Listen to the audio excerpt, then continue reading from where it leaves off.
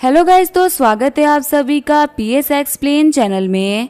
खाटी boomer, happy gamer and heart beat, thank you for the super chat. तो चलिए start करते हैं। लास्ट एपिसोड में हमने देखा था वुशुआंग बोल रही होती है, टोनी मुझे सिखाओ कि आगे कल्टीवेट कैसे करते हैं। टोनी बोल रहा होता है तुम्हारे पास में क्वालिफिकेशन की बहुत ही कमी है, इसी वजह तुम कल्टीवेट नहीं कर सकती। वुशुआंग बोल रही होती है आखिर कैसे पॉसिबल हो सकता है। आज तक बहुत सारी ऐसी चीजें थी जो कि करने में बहुत ही हार्ड थी, लेकिन मैंने मेहनत करके उसको सीख लिया। क्या अगर मैं हार्डवर्क करूंगी तो इसको अचीव नहीं कर पाऊंगी? मैं प्रॉमिस करती हूँ कि मैं बहुत ही मेहनत करूंगी। टोनी बोल रहा होता है सिर्फ और सिर्फ मेहनत से कुछ भी नहीं होने वाला। कल्टीवेशन करने के लिए तुम्हारे पास में इनहेरेंट टैलेंट होने चाहिए। मेरे पास में पावर है कि मैं हेवन और अर्थ की एनर्जी को महसूस कर सकता हूँ, पर तुम ऐसा नहीं कर सकती। वुशुआंग बोल रही होते हुए फालतू बातें मत करो। क्या तुम सच में हेवन और अर्थ की एनर्जी को देख सकते हो? ऐसा तो कोई भी नहीं कर सकता। तभी टोनी बोल रहा होता है मुझे ये तो नहीं पता कि तुम कर सकती हो कि नहीं कर सकती, लेकिन मैं तो कर सकता हूँ। ये बोलते हुए अपने फिंगर से बहुत ही खतरनाक वाला फ्लिक करता है, जिसकी वजह से बहुत सारी एनर्जी वुशुआंग के पास से गुजरती है। शॉक्ड होते हुए वुशुआंग बोल रही होती है अभी वो क्या था? क्या वो हवा का झोंका था? तभी ईहान बोल रही होती है वुशुआंग पीछे देखो, लगता है कि टोनी का flick of the finger technique है जिसने की ग्लास को तोड़ दिया। वुशुआंग बोल रही होती है मुझे बिलीव नहीं हो रहा कि एक फिंगर फ्लिक ने इतने मोटे ग्लास को तोड़ दिया। टोनी बोल रहा होता है जो टेम्पर्ड ग्लास है तो बहुत ही बेकार क्वालिटी का था। मैंने अपनी सिर्फ और सिर्फ थोड़ी सी पावर का यूज किया था, उसके अंदर ये इतना टूट गया। तभी ईहान पत्थर उठाते हुए बोल रही होती है मैं चेक कर लेती हूँ कि कितना पावरफुल है। फिर वो टेम्पर्ड ग्लास के ऊपर पत्थर फेंक देती है, लेकिन पत्थर के लगने के बावजूद भी ग्लास का कुछ भी नहीं होता। ईहान सोच रही होती है जिस ग्लास को टोनी ने तोड़ा है ना वो तो बहुत ही मोटा ग्लास था, वहीं जिस ग्लास के ऊपर मैंने पत्थर फेंका वो तो बहुत ही पतला था। फिर भी उस ग्लास का कुछ भी नहीं हुआ। आखिर इतने डिस्टेंस से टोनी इतने मोटे ग्लास को कैसे तोड़ सकता है? शॉक्ड होते हुए ईहान बोल रही होती है टोनी मुझे बताओ कि तुमने ये कैसे करा? तुम्हारे ये जो अटैक था ना ये सिर्फ और सिर्फ गन्स के साथ में किया जा सकता है। आखिर तुम्हारे हाथों के अंदर गन्स की पावर कैसे आई? टोनी बोल रहा होता है मैं तुम लोगों को कब से बता रहा हूँ ना, ये तो बहुत ही सिंपल है।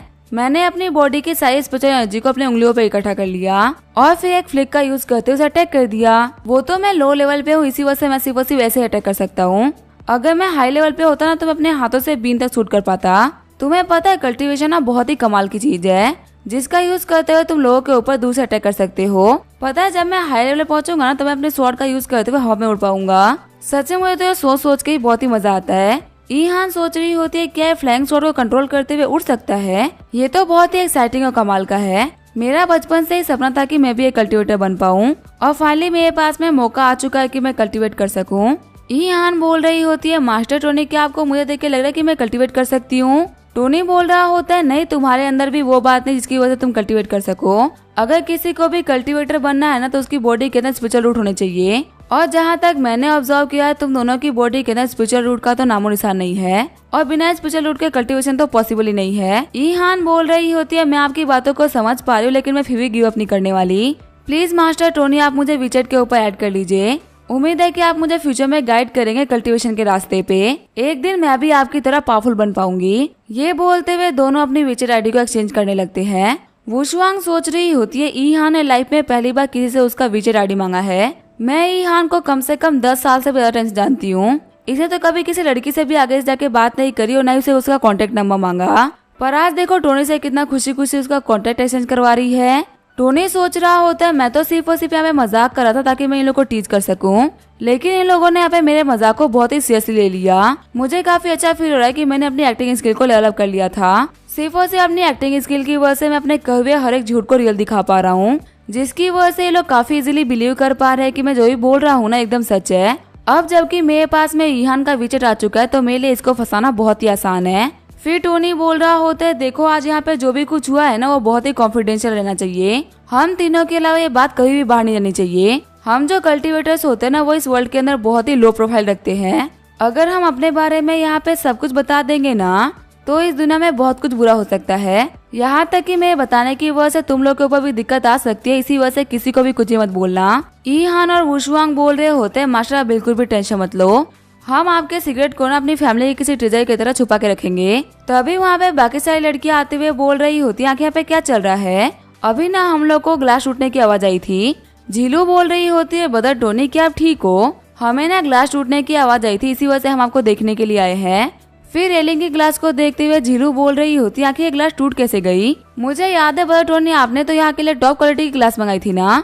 टोनी बोल रहा होता यहाँ पे सब कुछ ठीक है, मैं यहाँ पे चेक कर रहा था कि आखिर जो टॉप क्वालिटी की टेम्पर्ड ग्लास होती है वो कितनी पावरफुल होती है। जब मुझे लगा कि मैं यहाँ पे अकेला हूँ तो मैंने इसको ट्राई करके देख लिया।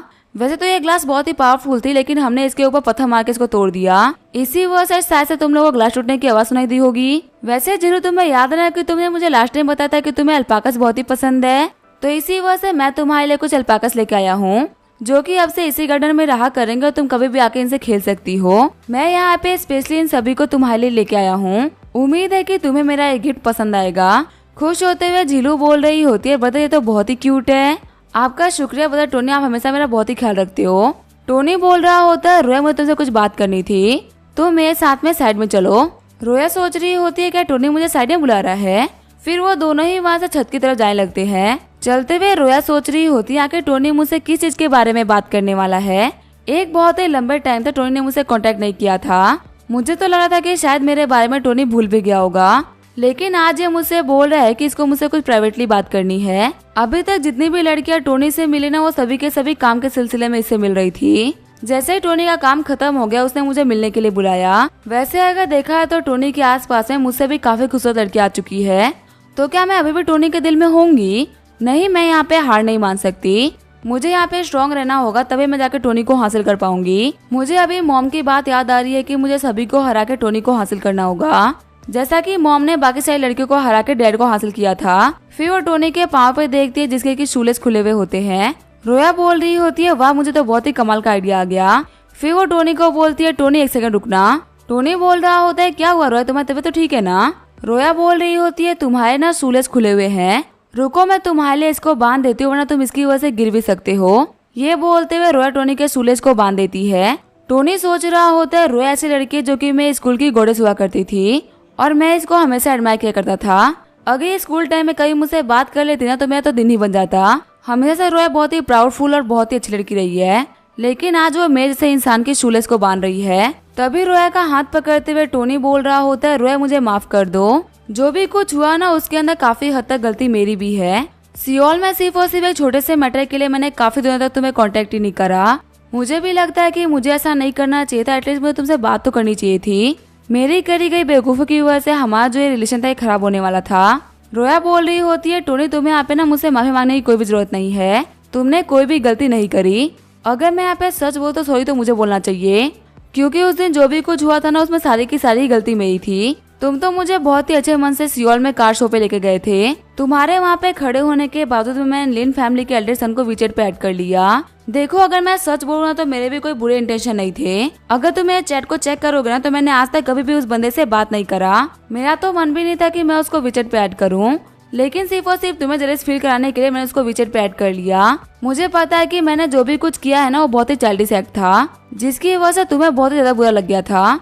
पर उस टाइम ना मुझे पता नहीं था कि मेरी छोटी सी बेवकूफी की वजह से तुम्हें इतना बुरा लग जाएगा। उस इंसिडेंट के बाद से आज का दिन है जबकि तुम मुझसे बात कर रहे हो। मुझे लग रहा था कि तुम तो कभी भी लाइफ में मुझसे बात नहीं करोगे। रोया को हक करते हुए टोनी बोल रहा होता है, कोई बात नहीं, सब कुछ ठीक हो चुका है। उस दिन की करी गई चीजों के लिए मैं तुम्हें ऑलरेडी माफ कर चुका हूँ। फिर जब मैंने घर पे आके सोचा ना तो मुझे पता चला कि तुम सिर्फ मुझे जेलस फील कराने के लिए सब कर रही थी। मुझे लगा था कि जब भी तुम मेरे पास में बात करने के लिए आओगे ना मैं तुम्हें पक्का से माफ कर दूंगा, लेकिन तुमने मेरे पास आने में कुछ महीने लगा दिए। शर्माते हुए रोया बोल रही होती है, क्या तुम सच बोल रहे हो? तुमने मुझे कुछ महीने पहले ही माफ कर दिया था। वैसे क्या मैं तुमसे एक चीज पूछ सकती हूँ? अगर हमारा जो रिलेशन है वो इतना क्लोज है तो क्या मैं तुम्हारी गर्लफ्रेंड हुई? टोनी बोल रहा होता है, देखो ये टोटली तुम्हारे ऊपर है, तुम मेरे लिए जो भी कुछ बनना चाहो बन सकती हो, मैं तुम्हें पर्सनली कभी मना नहीं करूंगा। रोया बोल रही होती है, अगर ऐसी बात है तो मुझसे शादी कर लो। टोनी बोल रहा होता है, नहीं ये तो नहीं हो पाएगा। शॉक्ड होते हुए रोया बोल रही होती है, क्यों, आखिर इसमें क्या ही दिक्कत है? तुम मुझे शादी क्यों नहीं कर सकते? अभी तुमने एक सेकंड पहले मुझे बोला कि तुम मुझे अपनी गर्लफ्रेंड एक्सेप्ट करने के लिए तैयार हो, तो फिर आखिर जब वाइफ बनाने की बात हो तो तुम पीछे क्यों हट रहे हो? इसका मतलब तो यही है ना कि तुम्हारे लिए मेरी कोई वैल्यू नहीं है। टोनी बोल रहा होता है, देखो ऐसी बात नहीं कि मैं तुम्हारी वैल्यू नहीं करता, मैं तुम्हारी बहुत ही वैल्यू करता हूँ, लेकिन पूरे वर्ल्ड में तुम इकलौती ऐसी लड़की नहीं जिसे कि मैं पसंद करता हूँ। ऐसी बहुत सारी लड़कियां जिसे मैं पसंद करता हूँ वो भी मुझे पसंद करती हैं, और मुझे उन लोगों को भी तो कंसिडर करना पड़ेगा ना। सिर्फ और सिर्फ तुम्हें वाइफ बना के मैं उन लोगों को दुखी नहीं कर सकता, क्योंकि उन लोगों को भी तो फीलिंग्स, आखिर उन लोगों को कैसा फील होगा देखो रोया, मैं तुम्हें बहुत ही पसंद करता हूँ, लेकिन इसका मतलब ये नहीं है कि मैं बाकी को पसंद नहीं करता। मैं बाकी को भी बहुत ही पसंद करता हूँ। तुम सभी ना मेरे लिए इक्वली इम्पोर्टेंट हो। मैं तुम सभी के लिए कुछ भी कर सकता हूँ, लेकिन किसी एक का बन के रह जाना ये मेरे लिए इम्पॉसिबल है। सॉरी, बट मैं ये काम तो नहीं कर सकता। रोते हुए रोया बोल रही होती है, तुम बोल रहे हो कि मैं वो इकलौती इंसान नहीं हूँ जिसे कि तुम पसंद करते हो। तुम मुझे गर्लफ्रेंड बनाने के लिए तो तैयार हो, लेकिन वाइफ नहीं। लेकिन कुछ सालों बाद में तुम्हें शादी तो करनी पड़ेगी ना, तो फिर क्या तुम्हारी बहुत सारी वाइफ होंगी? टोनी बोल रहा होता है, हाँ मैं कुछ ऐसा ही करने का सोच रहा हूँ। ये सुन के रोया वहाँ से रोते हुए भागने लगती है। रोया बोल रही होती है, तुम एक बहुत ही बुरे इंसान हो, मुझे तुम बिल्कुल ही पसंद नहीं हो। मुझे कभी लगा था कि तुम मेरे साथ में इतना बुरा कर सकते हो। फिर रोया वांग के पास से गुजरते हुए बोल रही होती है, टोनी तुम बहुत ही बुरे हो, मैं तुमसे हेट करती हूँ। वांग सोच रही होती है, सिस्टर रोया को क्या हो गया? वो तो ऊपर बहुत ही खुशी खुशी गई थी, पर वापस आने के बाद में आंखें इतने बुरे हालत में क्यों लग रही है? वांग बोल रही होती है, बता आके सिस्टर रोया से रोते रोते क्यों गई? आपको पता है, मुझे लगा था ना कि वो बहुत ही परेशान है और वो आपके बारे में बहुत ही बुरा बुरा बोल रही थी। क्या आप लोगों की जो बात थी वो सही से नहीं हो पाई? आखिर आपने उनके साथ में ऐसा क्या डिस्कस किया जिसकी वजह से वो इतना परेशान हो गई? टोनी बोल रहा होता है, देखो वांग, मैंने कुछ भी गलत नहीं करा है, लेकिन कभी कभी टाइम ऐसा आ जाता है ना जब हमें लोगों को रियलिटी चेक देना पड़ता है। कुछ चीजें वक्त से पहले कर लेना ही सही रहती है। अगर हम वो चीज बाद में करते हैं तो उसका कोई फायदा नहीं बचता। मैंने रोया को सब कुछ बता दिया है, अब ये उसके ऊपर है कि उसको मेरे साथ में रहना है कि नहीं रहना। अब वो क्लियर हो चुकी है, उसको मेरे ऊपर टाइम वेस्ट करना है कि नहीं करना, ये सब उसके ऊपर है। और मुझे भी समझ में आ जाएगा कि मुझे रोया को कंसिडर करना है कि नहीं करना। टोनी सोच रहा होता है, रोया मैंने तुम्हारे साथ में कभी इतना बुरा नहीं किया होता, पर यहाँ पे ना सारी की सारी ही गलती तुम्हारी है। तुम दुनिया का कोई भी क्वेश्चन मुझसे पूछ लेती, मैं तुम्हें आंसर कर देता, लेकिन तुम तो यहाँ पे शादी की बात को बीच में लेके आ गई। अगर मैं चाहता तो मैं तुम्हें झूठा प्रॉमिस कर सकता था, लेकिन मुझे तुम्हें कोई भी झूठी उम्मीद नहीं देनी थी। फिलहाल तो मैं बहुत ही यंग हूँ, मैंने सिस्टम के रहते हुए भी कभी भी मजे नहीं करे। अब जबकि मेरे मजे करने का टाइम आया है तो मैं शादी वादी नहीं करना चाहता। तभी वांग टोनी का टी शर्ट खींचते हुए बोल रही होती है, बता मेरी बात सुनिए। वैसे मैं आपको बहुत ही इंपॉर्टेंट बात बताने के लिए आई थी, जो कि मैं आपको बताना भूल गई। आपको पता है मुझे ना एक एक्टर बनना है। ये सपना मेरा आज से नहीं बल्कि बचपन से है। इसी वजह से तो मैंने स्ट्रीमिंग स्टार्ट करी थी। सीन चेंज होता है, हमें एक पार्टी क्लब का सीन दिखाया जाता है। एक बंदा बोल रहा होता है, यंग मास्टर ली जियामू, आप तो बहुत ही कमाल के हो। मैंने सुना है कि आपने फिल्म इंडस्ट्री के अंदर एक नए टैलेंटेड इंसान को हायर कर रहे हो, जो कि एक बहुत ही पॉपुलर स्ट्रीमर भी है। ली जियामू बोल रहा होता है, तुम्हारे कनेक्शंस तो बहुत ही कमाल के हैं। मैंने इस न्यूज को बहुत ही कॉन्फिडेंशियल रखा था, लेकिन तुम्हें फिर भी पता चल गया। मैं सोच रहा हूँ कि मैं एक बहुत ही फेमस स्ट्रीमर जिसका नाम वांग मैंग मैंग है, उसके साथ में कॉन्ट्रैक्ट साइन कर लूं। और कमाल की बात तो ये है ना कि हमारा जो कॉन्ट्रैक्ट था ना वो ऑलमोस्ट कंप्लीट होने ही वाला है। जियामू सोच रहा होता है कि वो लड़की सिर्फ और सिर्फ एक स्ट्रीमर होती ना तो मैं कभी भी उसको हायर नहीं करता, लेकिन मुझे उस लड़की में नहीं बल्कि उसके भाई में इंटरेस्ट है। वो उस कमीने टोनी स्टार्क की बहन है, जिसने कि आज तक मेरा बहुत कुछ बिगाड़ा है। उसकी बहन का यूज करते हुए मैं उससे हर एक सिंगल चीज का बदला ले सकता हूँ। वैसे मैंने उस वांग की परफॉर्मेंस भी देखी थी, उससे बात भी करा था। वो तो एक बेवकूफ सी लड़की है, पता नहीं आखिर टोनी स्टार्क की बहन कैसे हो सकती है। सामने वाला बंदा बोल रहा होता है, यंग मास्टर, मैंने सुना है कि इस लड़की से आप साइन करवा रहे हो ना, वो सिर्फ 18 साल की है। मेरी एक रिक्वेस्ट है कि आप उसको पूरा कर सकते हो। ली जियामू बोल रहा होता है, थोड़ा रिलैक्स करो, वैसे भी हम यहाँ पे सभी के सभी लड़के ही है। एक बार पहले मैं उसके साथ में मजे कर लूँ, उसके बाद में तुम सभी लोगों का टर्न आएगा। जल्दी ही हम सारे बदस को कमाल का एक्सपीरियंस मिलने वाला है। सामने वाला बंदा बोल रहा होता है, यंग मास्टर ली, आपका बहुत बहुत शुक्रिया। अगर आप नहीं होते तो हमें इतने कमाल के ऑफर्स कहाँ से मिलते। ली जियामू सोच रहा होता है, टोनी स्टार्क, एक बार मैं तुम्हारी बहन के साथ में सिस्टम कर लूँ, उसके बाद मैं तुम्हें वीडियो बना के भेज दूंगा। मुझे तो वेट ही नहीं हो रहा तुम्हारा चेहरा देखने के लिए। आखिर तुम्हें वो वीडियो देख के कैसा फील होगा। तुम टोनी स्टार्क को, जो कि कभी भी किसी के सामने नहीं झुका, लेकिन सिर्फ और सिर्फ तुम्हारी बहन की वजह से तुम्हें झुकना होगा। तुम्हारी वो कमजोरी मेरे हाथ लग गई है ना, जो कि तुम्हें डिस्ट्रॉय कर ही देगी। सीन चेंज होता है, हम देखते हैं टोनी को, जो कि बोल रहा होता है, क्या तुम्हें एक्टर बनना है। वांग बोल रही होती है, हाँ बदल, एक मेजर कंपनी जो कि मुझे साइन करने का सोच रही है। मुझे भी लग रहा है कि मैंने स्ट्रीमर के तौर पे बहुत ही काम कर लिया। अब वक्त आ चुका है फिल्म के अंदर डेब्यू करने का। पता है मुझे भी ना आप ही की तरह मूवी शूट करनी है। टोनी बोल रहा होता है, सपने देखना अच्छी चीज होती है।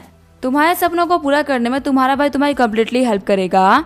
तुम जो चाहो वो कर सकती हो। खुश होते हुए वांग बोल रही होती है, बदर आपका शुक्रिया, आप दुनिया के सबसे बेस्ट बदर हो। टोनी बोल रहा होता है, तुम्हें पता है मेरी कंपनी बिना फिल्म शूट कर रही है, कैसा रहेगा तुम इंटर्न के तौर पे मेरी क्रू को ज्वाइन कर लो, और फिर मैं स्टैनली को बोल दूंगा कि वो तुम्हें छोटा मोटा रोल दे दे। वो तुम्हारी एक्टिंग स्किल को देखते ही तुम्हें बता देगा कि आखिर तुम्हें किस किस चीज के ऊपर मेहनत करने की जरूरत है। मैं तुम्हारे लिए कुछ रोल को पिक करवा दूंगा, तुम्हें जो भी करना होगा तुम कर लेना। वांग बोल रही होती है, क्या सच में ब्रदर, क्या मैं अभी से ही एक्टिंग कर सकती हूँ। सच में ये सुनने में तो बहुत ही अमेजिंग लग रहा है। फिर कॉल करते हुए टोनी बोल रहा होता है स्टैनली एक एंटरटेनमेंट कंपनी जिसने की मेरी बहन को आगे से अप्रोच करा है। मुझे ना इस कंपनी के अंदर काफी कुछ अजीब लग रहा है, क्योंकि मेरी बहन से भी बहुत ही पॉपुलर स्ट्रीमर्स इस वर्ल्ड के अंदर एग्जिस्ट करते हैं, तो आखिर उसने मेरी बहन को ही अप्रोच क्यों करा।